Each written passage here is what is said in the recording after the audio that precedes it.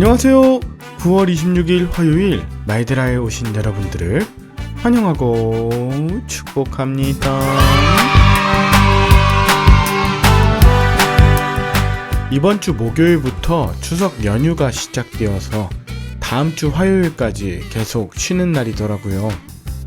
저는 언젠가부터 아이들을 어린이집에 보낼 수 없는 이런 공휴일이 부담스럽습니다. 아이들과 하루 종일 집에 있으면 만삭인 아내가 제대로 쉴 수 없고, 그렇다고 밖에 데리고 나갔다 오면 마치 여행을 다녀온 듯 엄청나게 에너지가 들기 때문이죠.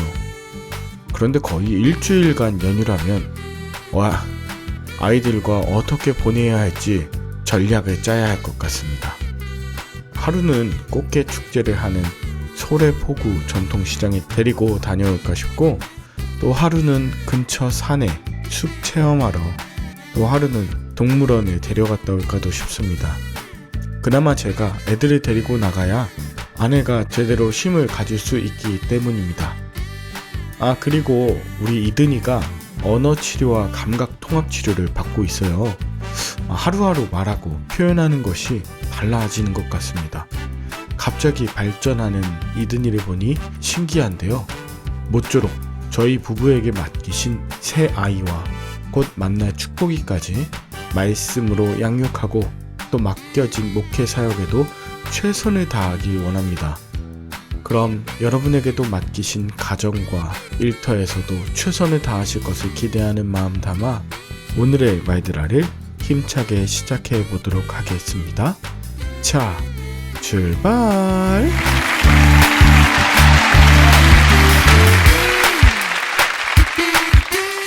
오늘은 고린도후서 12장입니다.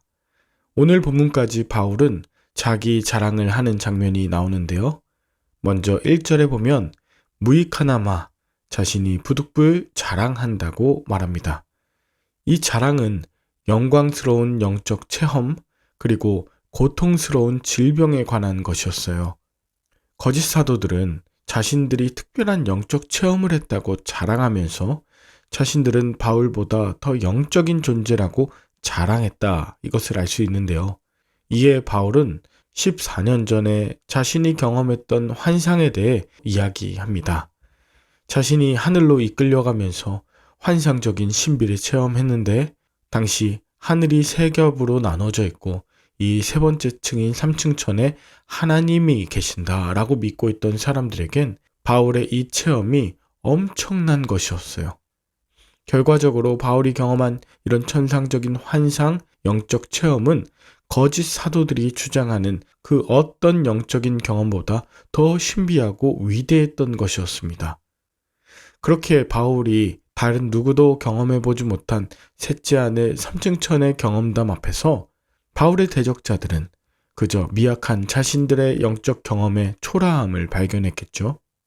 이렇게 바울은 대적자들의 길을 죽인 이후에 놀랍게도 자신의 질병과 약함에 대해 자랑하기 시작합니다. 자신이 영광스러운 경험을 하고 난 14년 이후 그의 삶은 오히려 그리스도로 인한 핍박과 고통을 받는 삶이었다는 것이죠.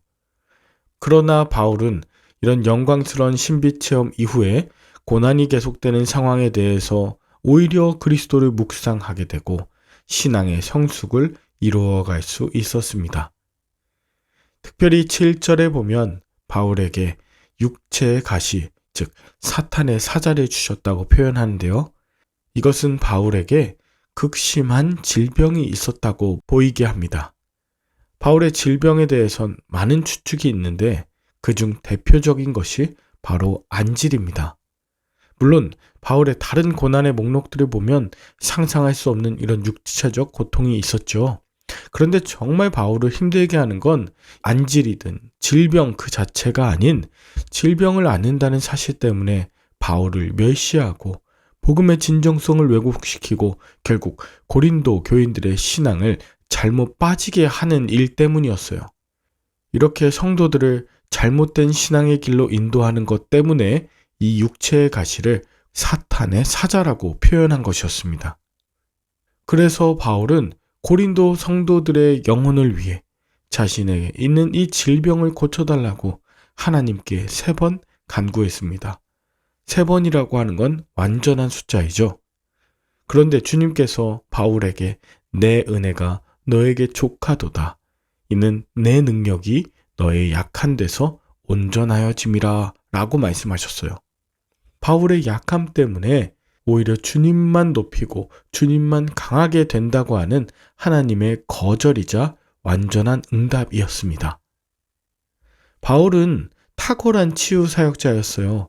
그래서 사도행전 19장에 보면 바울의 몸에 있던 손수건이나 앞치마를 가져다가 병든 사람에게 얹으면 병이 떠나고 악귀도 나갈 정도였고 죽은 유두고를 다시 살리는 신유의 능력이 있었습니다. 그런데 정작 바울 자신의 육체 가시를 위한 치유 간구는 응답받지 못했어요. 그러나 이런 하나님의 거절의 은혜를 통해 내가 낮아지고 바울의 병들고 약한 육체 중에도 그리스도께서 머물러 계셨음이 진짜 은혜입니다. 바울의 영적 체험과 육체적 가시, 그리고 그것보다 더 놀라운 하나님의 머무심의 은혜가 바울이 고린도 교회의 성도들을 향해 복음을 전하는 원동력이 되었던 것입니다. 마지막으로 바울은 고린도 성도들을 향한 그 사랑으로 사역하고 그리스도를 자랑하고 그들이 진정 변화되고 치유되길 간구하는 마음으로 오늘 본문을 마무리합니다. 여러분은 어떤 영적 체험을 하셨나요? 또는 영적 체험을 간증한 분들의 이야기를 들으신 적이 있나요? 그런 영적 체험이나 간증이 여러분에게는 어떤 의미였나요? 이전에 부흥회를 하거나 사경회를 하면 꼭 이런 영적 체험을 강조하고 영적 체험을 사모하도록 만드는 그런 분들이 있었습니다. 여러분, 이런 영적 체험이요, 신앙의 초기 단계나 초신자에게는 유의미한 일이라 할 수 있습니다. 이런 영적 체험이나 기적 같은 일은 예수님을 그리스도로 영접하게 하기 위한 시작이라 볼 수 있어요. 바울도 회심한 지 얼마 안 되었을 14년 전에 그가 3층천의 경험을 한 것이죠. 그래서 개인적인 신앙을 견고하게 하는 역할이 되었습니다. 그러나 그 이후에 고난 중에도 그의 신앙을 견고하게 한 것은 그런 신비적인 체험이나 경험이 아니라 바로 말씀이신 예수님께서 내 안에 내주하셨던 것입니다. 말씀이신 주님께서 내 안에 계실 때에 나의 육체적 연약함과 심리적 두려움 중에도 주님의 능력으로 말미암아 담대히 승리할 수 있는 것이죠. 저는 여러분들이 놀라운 영적 체험과 기적을 경험하시길 축복합니다. 물이 변하여 포도주가 된 풍성한 잔치를 기대합니다. 동시에 여러분의 연약함 중에도 주님의 말씀이 여러분 가운데 머물며 여러분 자체가 강건해지시고 포도주와 같은 자가 되시길 축복합니다. 오늘도 여러분의 삶 가운데 주님께 받는 사랑을 자랑하시고 고난 중에도 위로하시며 강하게 만드시는 그 주님을 간증하는 저와 여러분들의 하루 되길 간절히 축복합니다. 함께 기도할까요? 하나님 아버지, 복음과 상관없이 저의 경험과 자랑을 믿고 살아온 지난 날을 부끄러워하게 하여 주옵소서. 스스로 나를 드러내고 자랑하며 지체들에게 상처를 주었던 삶에서도 돌이키길 원합니다.